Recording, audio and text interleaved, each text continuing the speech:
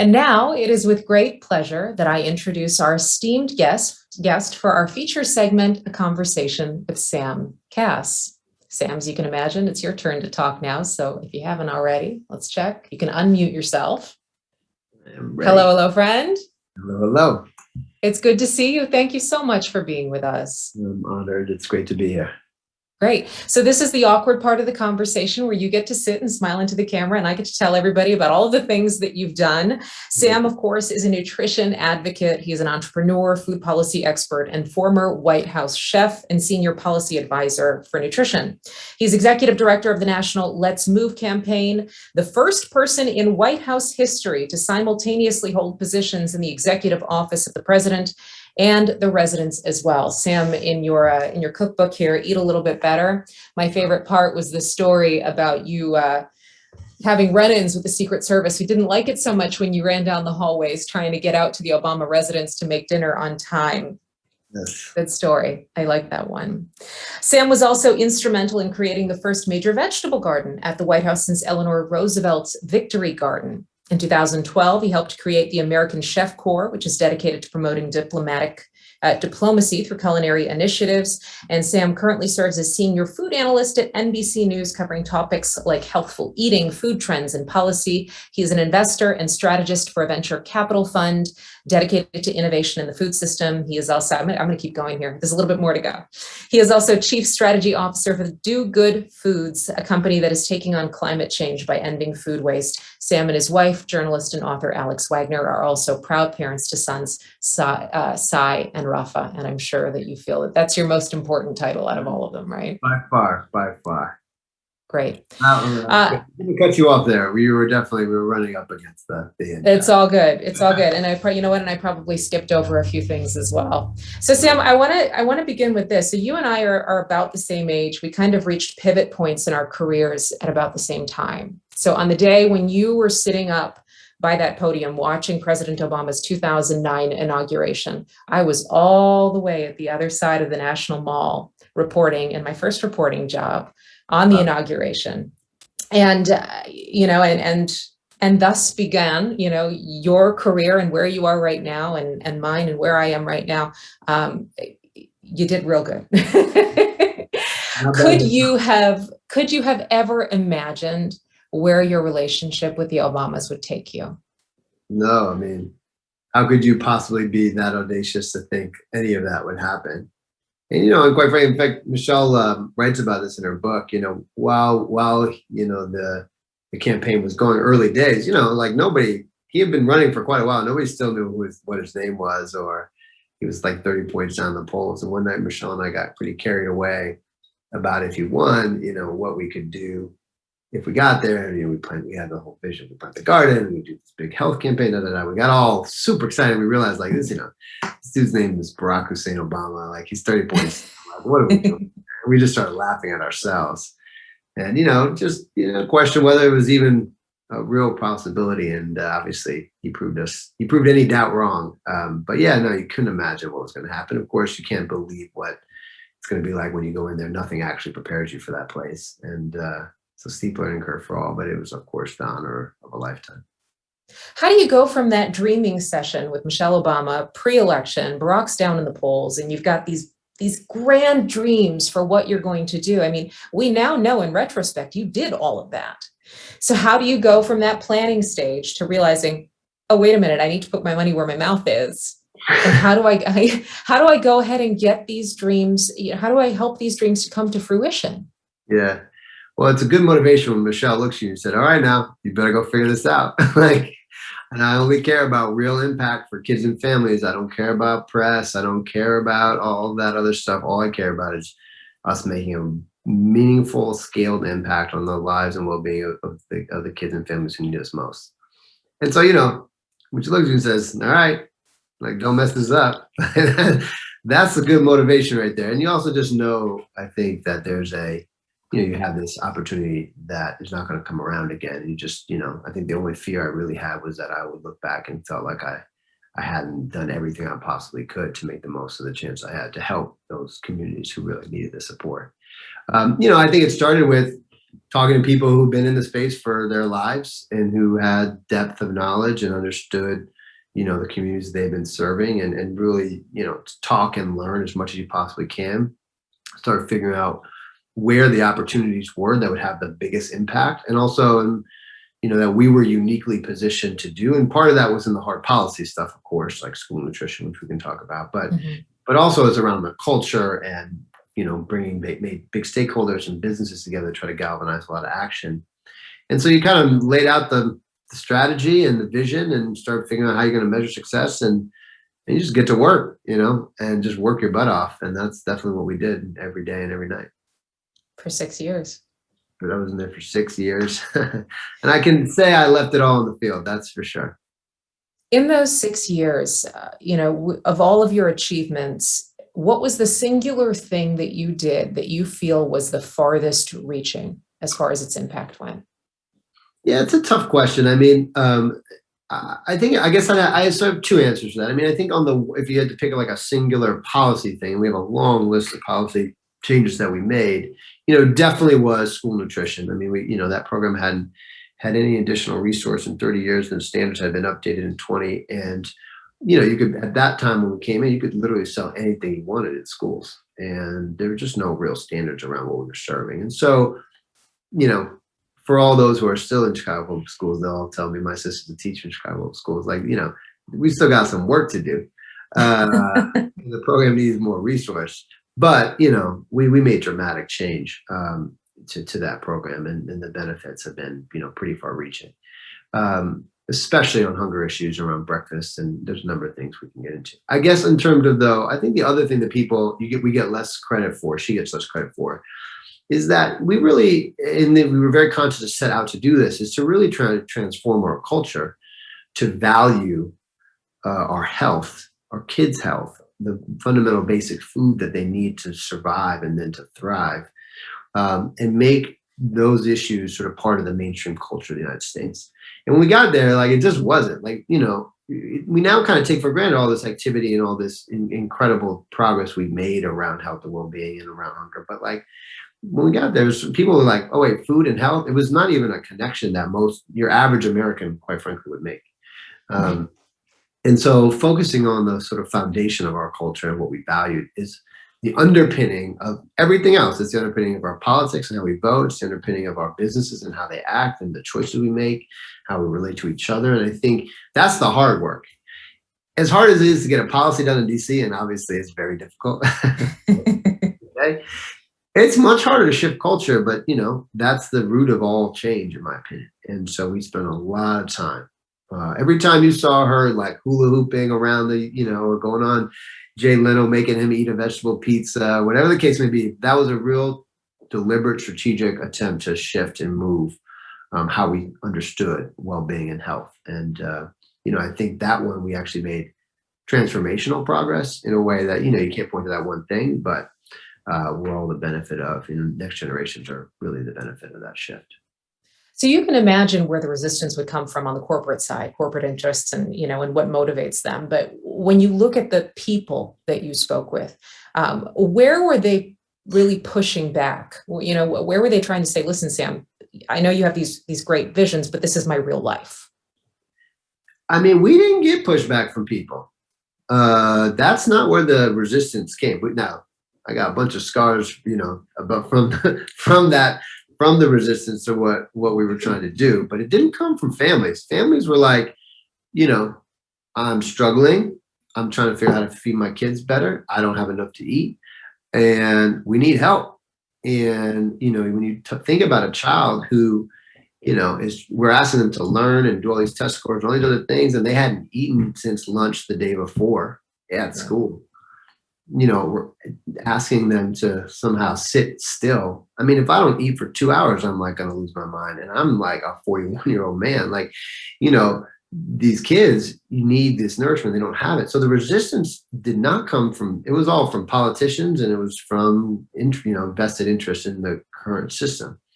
And, it came, sometimes there's, pretty powerful partnerships we put together with actors you may not have expected to step forward and lead. And then other times, they would resist at every turn, and we're trying to, push really unhealthy foods on our children's plates at all costs. But when you got on the ground, trying to get better access to nutrient-dense food, trying to reduce the cost of nutrient-dense food, trying to make sure that our kids aren't getting junk food marketing targeted to them when they're like 8. These are all things that every parent is 100% supportive of, regardless of party. This is a foundational part of life all over the planet, not just here in the United States. By the way, she got so much deep response globally. Like when we planted the garden, I knew that it was going to be a bigger deal than everybody else. They're like, yeah, okay, go down there, plant your little garden, man. It's cool. Yeah, I hope that goes well for you. And I'm like, you guys don't realize this thing is going to be a big deal. And, but what did catch me, and it was obviously, but what did catch me by surprise was how it resonated around the world. And she was on the cover of every single newspaper around the world. We got calls from Afghanistan and Korea, like literally everywhere, reaching out, trying to learn more about what we're doing. And it's because the basic act of caring for kids is as universal human experience as there is. And so much of that rests on feeding and nourishing that, our children. And that is the building block from all other aspects of their well-being, right? Their physical well-being, their mental, emotional well-being, their ability to learn, right? All those things are dependent on just these basic human necessity. And so, that part was, I think quite powerful. And, and for those who interests were not aligned with the well-being of kids and families, then we just fought like hell and beat them a bunch of times and lost a few of them. And that's just how it goes when you're in DC. You made real progress, though. I'll tell you, my kids are CPS kids.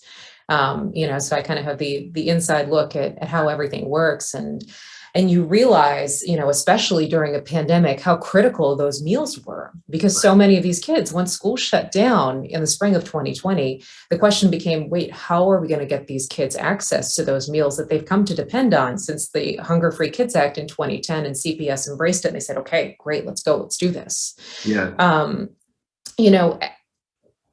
For all of that progress that you made, what did the pandemic kind of roll back? Where are we now? Yeah. I think we're still trying to figure that out, to be quite honest with you. I think obviously the world got turned on its head. And I think really in my mind, the pandemic sort of did two things. It distilled and put a real focus on a lot of these challenges that we've been fighting on and working on for a long time. And it made them more acute, it made them more visible. And we realized, man, these systems that we had in place are, one, more fragile than we thought. And two, more people are really depending on them, especially our children, than we realized.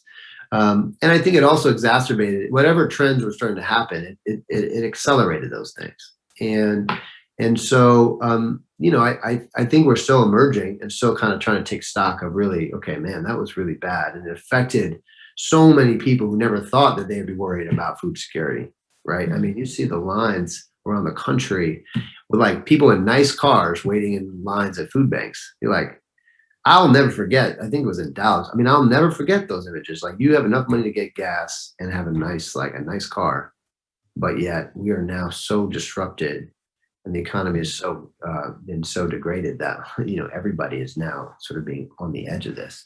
It was pretty telling, and you realize though that for so many kids, this is how they've been living this whole time, and I think it helped us, have a more of an emotional connection to the state of so many of our children. And I think there's a powerful example in that bill that we did. There's a provision in there called the Community Eligibility Program. And it allowed schools with, over 40% free reduced kids to serve universal breakfast. And the reason this was important, and I just think it distills the reason I tell this story, because it distills, I think, than what the pandemic has showed us. It's these kids, lunch, every kid got served lunch, right? So you couldn't tell who was on free lunch or who was full. But CPS is one of those districts. Exactly. Yeah. But so it's like in CPS, but at breakfast, it was only for the low-income kids, only for poor kids. And most of those kids would choose not to eat breakfast so they would not be stigmatized as poor. Yeah. And you can imagine, like, you're 8, you're 9, you're hungry because you haven't eaten hardly anything since lunch last day. And that's the emotional toll it takes. The poverty takes that amount of emotional toll on these kids that they would rather continue to be hungry till lunch. And by the way, it's like 20 minutes, at 1:30, it's like that these kids are going to eat. And so, really working on policy and on the ground efforts to relieve these stresses on our kids, to make them feel safe enough to just eat breakfast.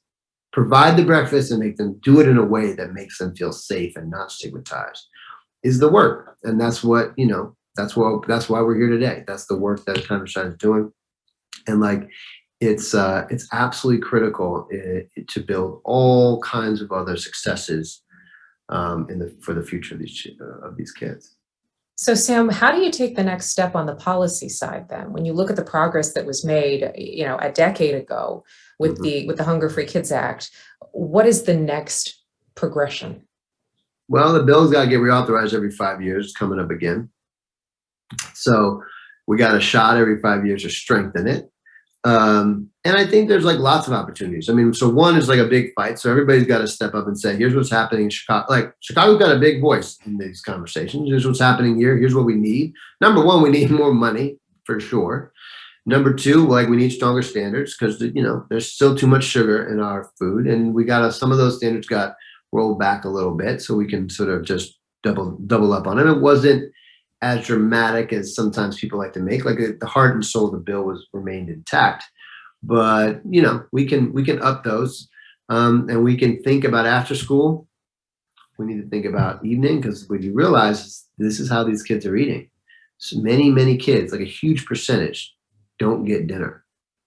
And so, just think about that. You're 7, it's just hard to fathom. So there's a big opportunity there. And then look, we got to advocate for, better. So for me too, the part of my role in all these policy conversations, I was, working on the numbers, like where it's at the sodium level, and working with all the experts trying to figure out how to craft a strategy that was based in science, but also was pragmatic enough that people could do it. But it's also like, hey guys, like, this food's got to taste good. Like, if it tastes terrible, I don't care what it is, these kids aren't going to eat it.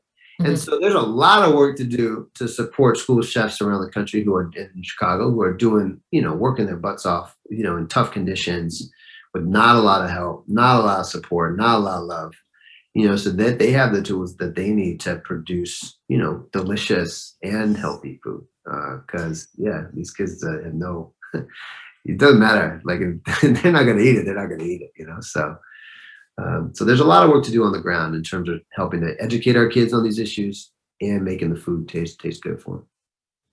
And you have some ideas on that, and that's kind of your shtick. This idea of accessibility. In Michelle's book Becoming, she wrote, when she first hired you, to do some cooking for her in the house when Barack was out on the road campaigning, she said, quote, "I never expected to be the sort of person who hired someone to come into my house and prepare meals for my family. It felt a little bougie, the thing that would elicit a skeptical side eye from my South Side relatives." Now, the thing is, Sam, you do enough reading about you, and you have enough conversations with you get to see, well, you're kind of the antithesis to that. You're not very bougie. You're more about this down to earth food, the accessibility of food. So let's talk a little bit more about how you replicate that in school kitchens, and especially in homes as well. There's the issue of making food more accessible for families, but then also teaching them, what do they do with it once they have that in their homes. Let me just say, I'm from Chicago, so I'm not some bougie coastal elite. So yes, that is through and through, and shapes everything I do and all the way I think. No, look, I fundamental to this is we have to make sure that every family has the basic access to nutrition that they can afford. That's first and foremost. And if your idea of choice is at a gas station, and or at a corner store that's got almost nothing, that has any nutrient density to it, like that's you don't have a shot. There's no chance to put a healthy meal. So the idea, and there's a lot of rhetoric around, it's all about choice and everybody should be able to make it. That's not choice. Those choices have been made for folks. So that's number one. and then we need real investment in our communities to not just make sure the food gets there, but make sure it's affordable. Oftentimes you go into lowest income communities and like the produce is the highest cost. And there's a lot of reasons for that that are not like intentional, but we have to work on our supply chains and work on programs that help make sure we can keep our costs low and have new models for that. But then, we got to make sure that people know what to do with it and can cook in a way that is affordable and can cook in a way that is easy. Because look, folks, we're busy. All of us, people are busy and they're stressed and they got 1, 2, 3 jobs and they got their kids who got some kind of issue they're dealing with. And they're always, at least my kids are always like punching each other in the face. And you're just like, I want to do half the time is like figure out what to cook for dinner. And I can do this fast and make it taste pretty good. So I'm very empathetic to the challenges there. And I think, having some basic skills and techniques around coming up with a simple plan, having really basic recipes that are designed around sort of price points. So it's like, here's the kind of ingredients you can really rely on to get the nutrient density, but also make it delicious. I think we have to do a better job at empowering people with those basic skills, but really it's walking in folks' shoes to make sure you're not asking them to do too much, because when we do, they're not going to do it. And that's then when you sort of pop the frozen thing in the microwave, or you go out to a fast food restaurant, and that just starts adding up for people. And by the way, it's not cheaper. Fast food is not cheaper. It actually is much more expensive, both in terms of dollars over time, but definitely in terms of health costs. Mm-hmm. So there's a misperception that if you know how to cook, you can cook really cheap meals that are absolutely delicious. So we just have to work on building both the skills and also the culture, to really value that. But I think there's also a misperception that people don't want to eat healthy. Like, everybody wants to eat healthy. Like, people are sick. You have 84 million diabetics and pre-diabetics in the United States. 84 million. 1 in 3 kids are still on track to have diabetes in the United States. Mm-hmm. 1 in 3. Think about that. So when you talk to people, it's not like, oh, yeah, I really want to eat terribly and be sick. Nobody's saying that. They just don't have the access and the means and the skills right now to do it. So we can make a lot of progress there. We can make a lot of progress on the policy side, especially, on the business, initiative side, trying to get companies to fill that space in food deserts. Do community gardens play a role in this? Is that kind of how you what is immediately actionable in my community? Well, okay, maybe I can plant my own food. Mm-hmm. So I have a big garden at home, and obviously I had a nice little garden at the White House. So I'm a big proponent of gardens. And I think, though, we should be specific about the role that they play. I think in terms of a source of nutrition, they play some role, right?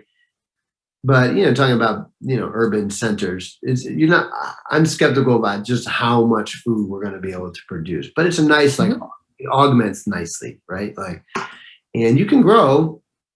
It's surprising how much food you can produce on such a small little piece of land, or even in your windowsill, right? So, but I think most importantly, it starts to reconnect us to health, to fresh food, to really think I need to be much more conscious about what I'm putting in my body and in my family's body. And that is invaluable.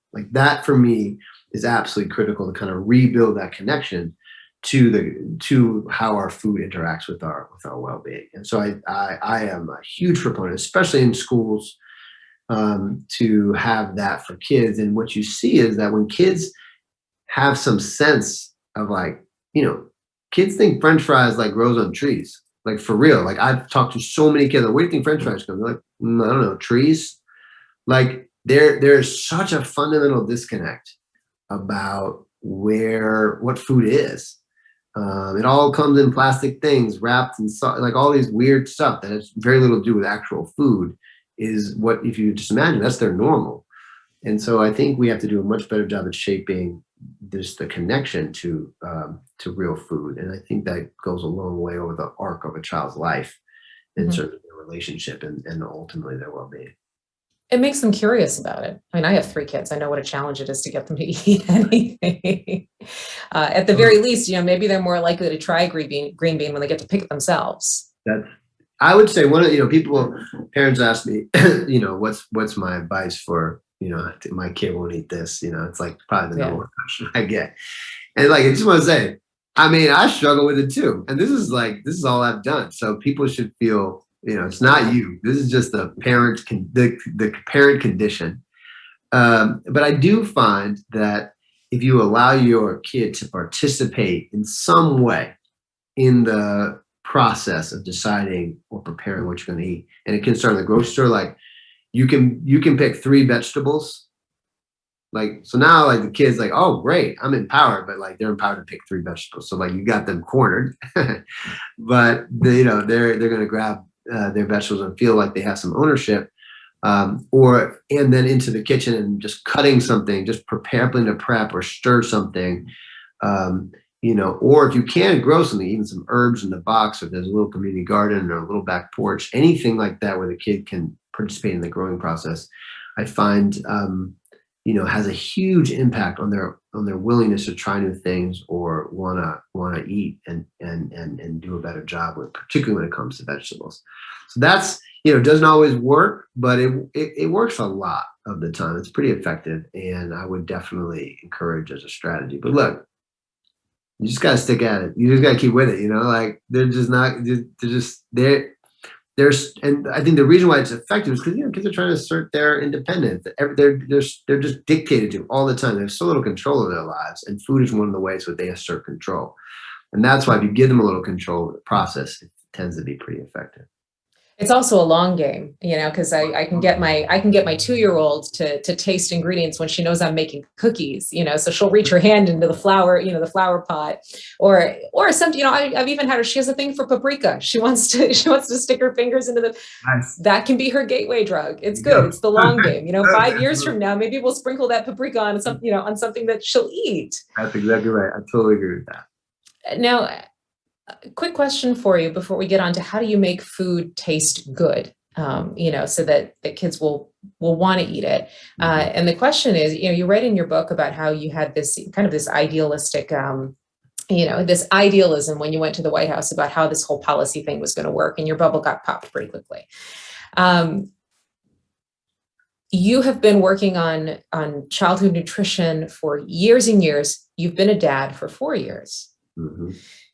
So what part of your bubble popped when you had your own kids? Did you have a come to Jesus moment where you're like, oh, wait a minute, this is a lot harder than I've been telling people it is? I mean, so my bubble wasn't popped when I had kids. I mean, I'd been cooking from, Malia and Sasha for a long time, and I had always had kids in my life. So they popped. I mean, they kept me real forever. So, I had my feet pretty firmly on the ground in that regard. But what did happen was it was kind of the opposite. What it did was really confirm and distill just how important these issues really are. And it actually just brought them all much closer to home. And you just see these are very vulnerable, innocent little humans who have no control over what's happening to them. They are completely dependent upon us and us as parents, and then us as a community and society. And, we're making these decisions that have such a deep impact on the rest of their lives. And we spend so much of our time treating the symptoms later in life for the decisions that we're making, early in life. And so it just kind of put an acute, we got to do more.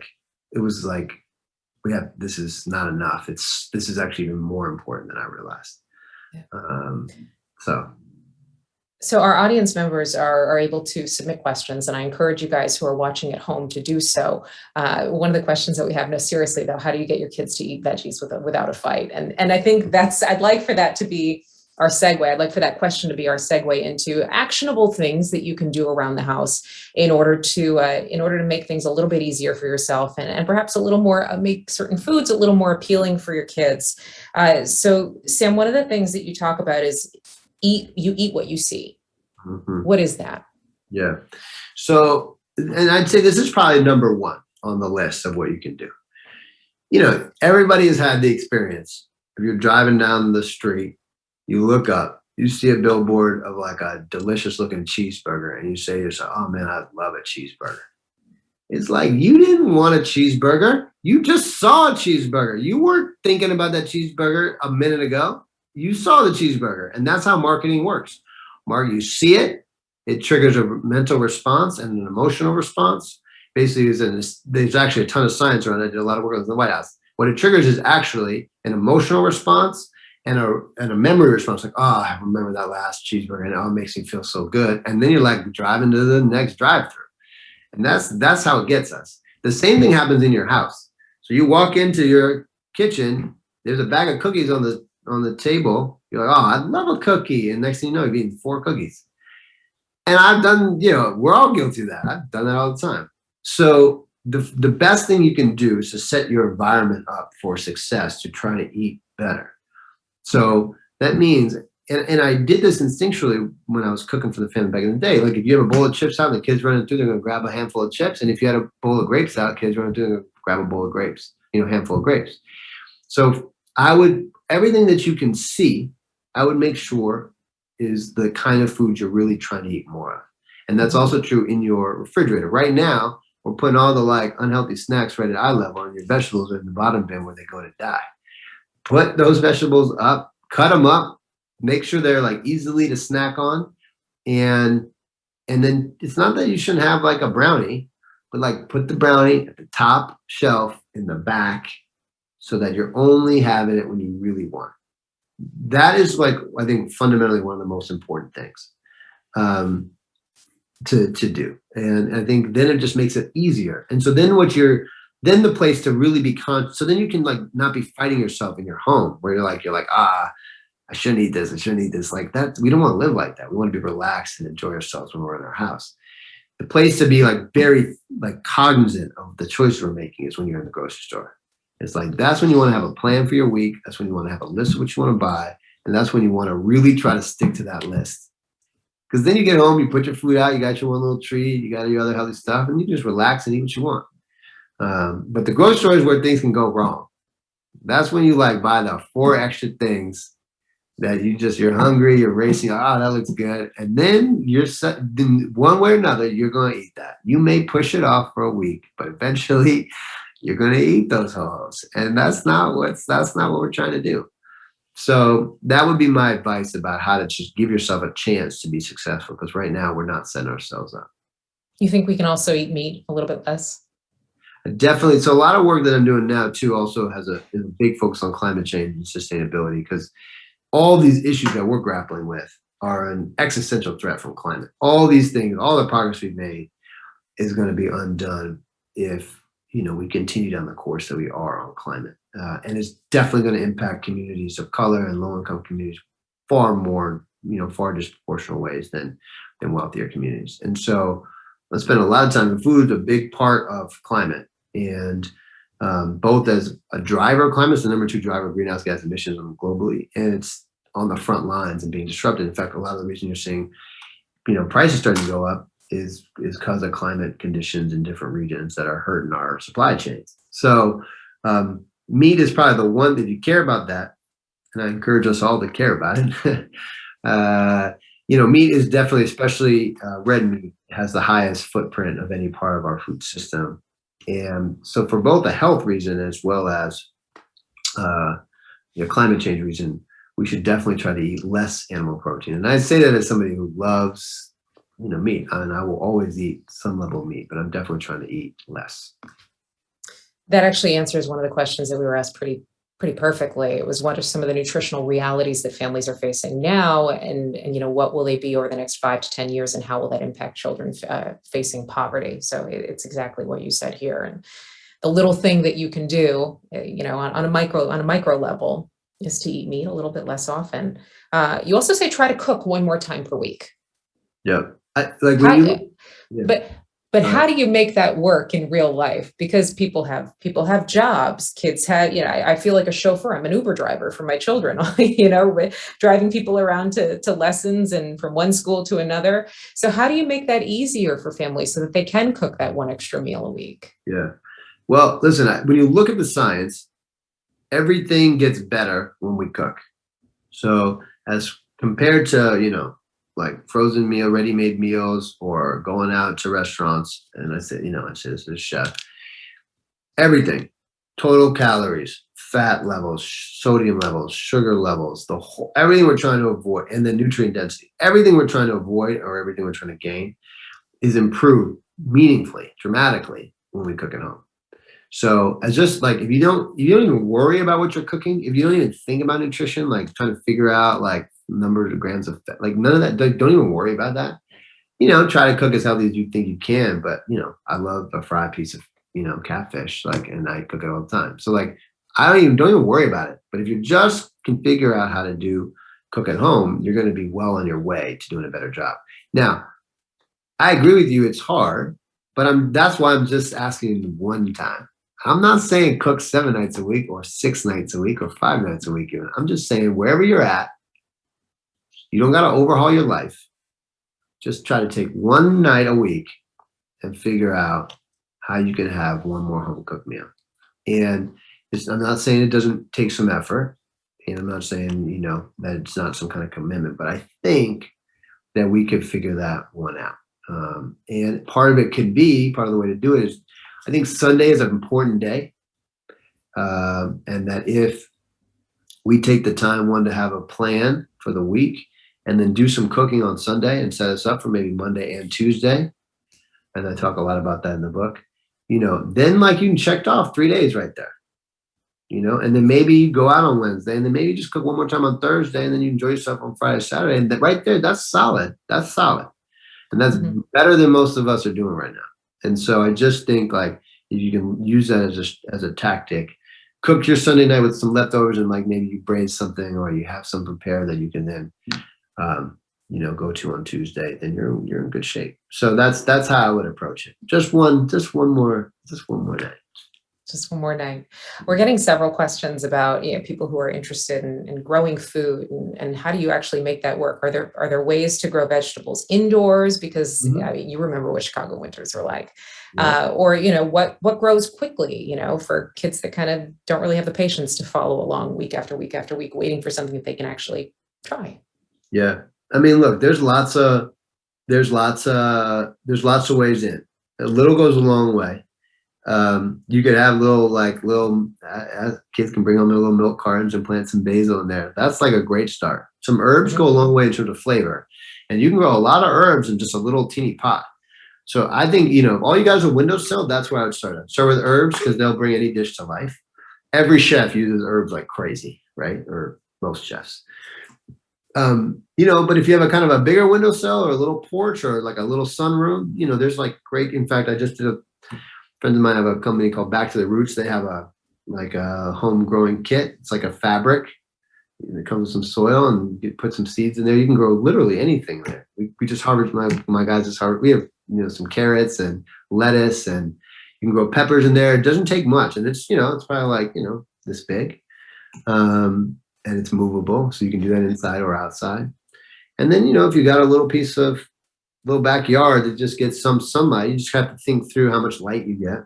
And, there's things that do better with low light, like lettuces and spinach and things like that don't need, sun all day. Some of the other things like tomatoes and peppers, you're going to want more sun. So it just depends on kind of your little spot in life.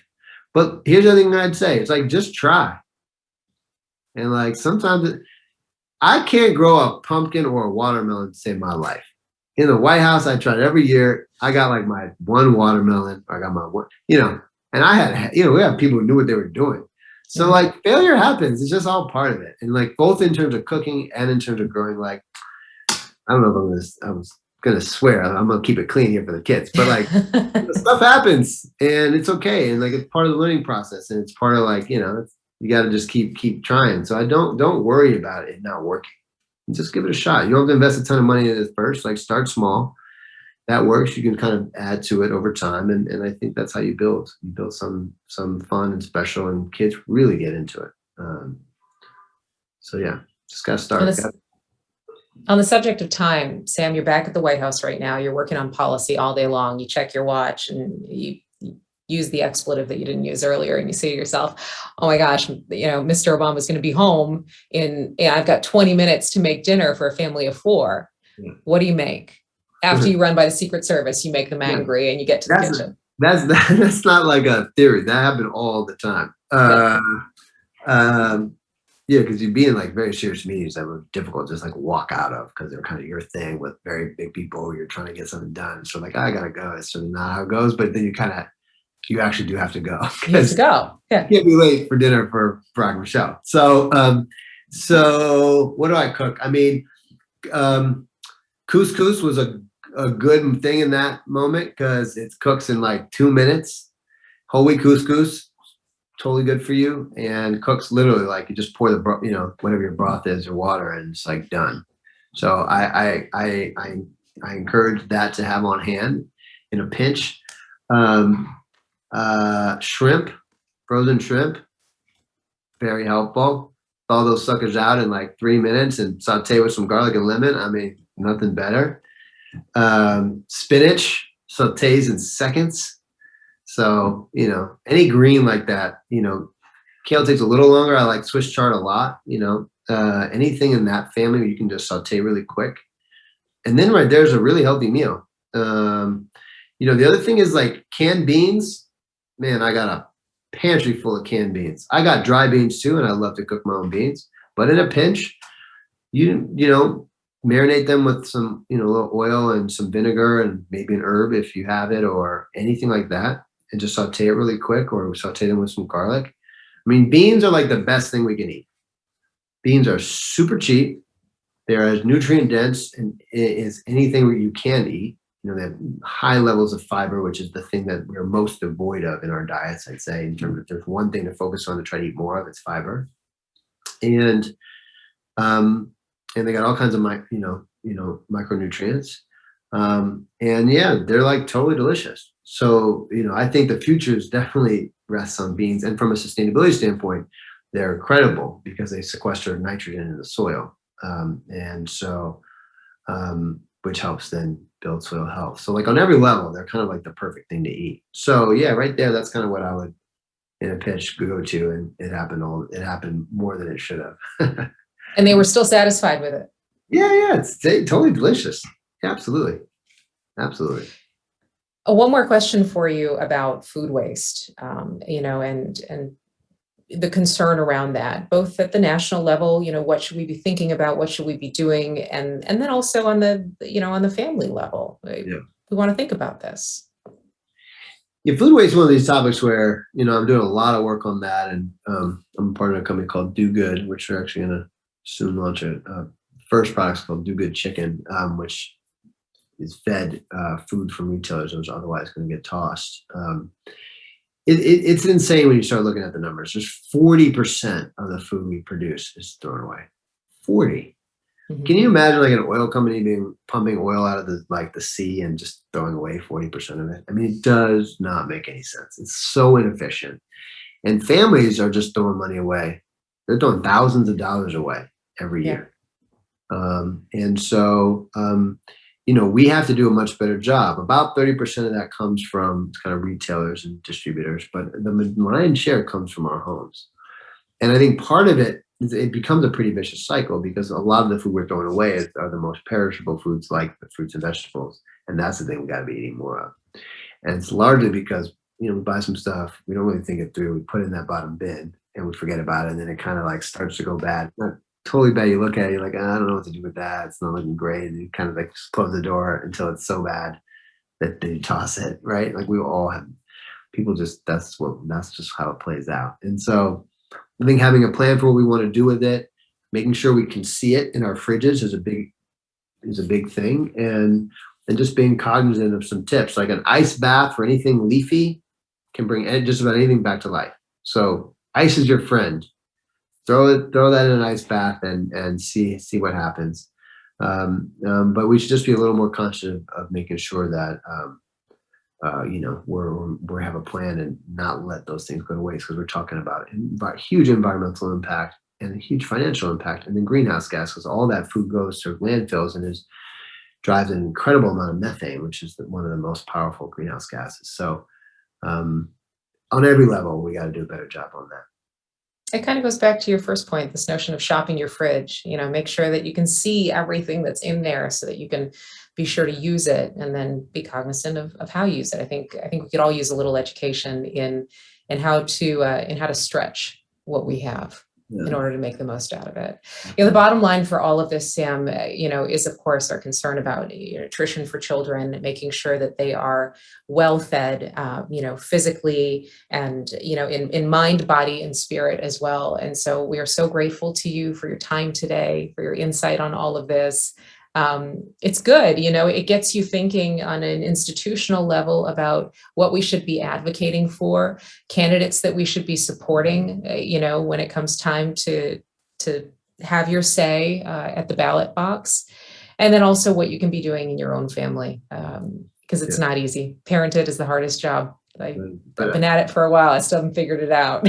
All I say is I just want to say thank you for everybody there who's supporting this organization, and this is the work, and so many kids' fundamental well-being and the arc of their whole lives is going to be impacted by the efforts that you're here to support today. So I just ask everybody to stretch and do a little more than they intended, because and just keep rolling up our sleeves, both with dollars as well as in efforts in your lines of work and in your communities, because you just see these interventions now avoid the compounding of these problems year over year for these kids. And so there's just no work that's more important. It's an incredible investment of our resources, and the earlier we go, the bigger impact we have. So I just want to thank April and Sandy, everybody who's doing just incredible work, and just encourage everybody out there to lend much support. You can hear my guest star here. Jojo, come here, honey. Oh, your coat. Oh, thank you so much. Come here, honey. Jojo, can you come here?